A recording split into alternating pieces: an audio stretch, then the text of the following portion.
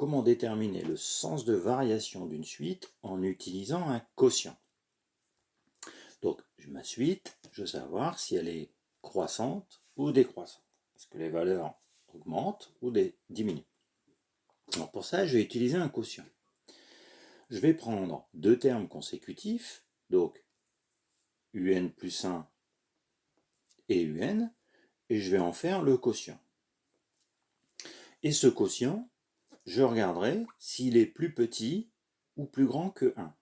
Puisque s'il est, s'il est plus petit que 1, ça voudra dire que le un plus 1 est plus petit que le un. Et inversement, si le quotient est plus grand que 1, c'est le un plus 1 qui est plus grand que le un. Donc, je prends un plus 1 sur un. Là, je rentre dans ma phase donc de calcul.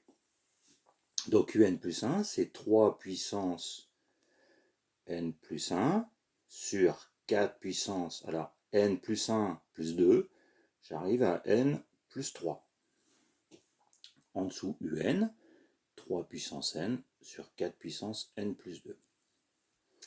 J'ai donc un quotient de fraction, donc 3 puissance n plus 1 sur 4 puissance n plus 3, multiplié par l'inverse, donc 4 puissance n plus 2 sur 3 puissance n.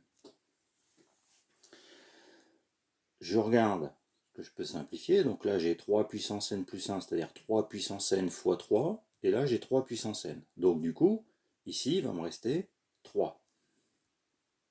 J'écris 3 puissance n plus 1, c'est bien 3 puissance n fois 3, et si je divise par 3 puissance n, il me reste 3. Pour, là j'ai 4 puissance n plus 2, là j'ai 4 puissance n plus 3, c'est-à-dire 4 puissance n plus 2 plus 1. Donc j'ai 4 puissance n plus 2, et en bas j'ai 4 puissance n plus 2 plus 1, c'est-à-dire j'ai 4 puissance n plus 2 fois 4. Donc, du coup, si je simplifie, il me reste 4 au dénominateur. Donc, conclusion, mon quotient un plus 1 sur un est égal à 3 quarts. Ça veut dire que un plus 1 sur un est plus petit que 1. Plus petit que 1. Donc, j'en déduis que le un plus 1, il est plus petit que le un. Donc le un plus 1 est plus petit que le un. Donc si mon un plus 1 est plus petit que le un, c'est-à-dire le terme d'après est plus petit que le terme d'avant, ma suite, elle est décroissante. Donc, une méthode pour le sens de variation d'une suite en utilisant un quotient.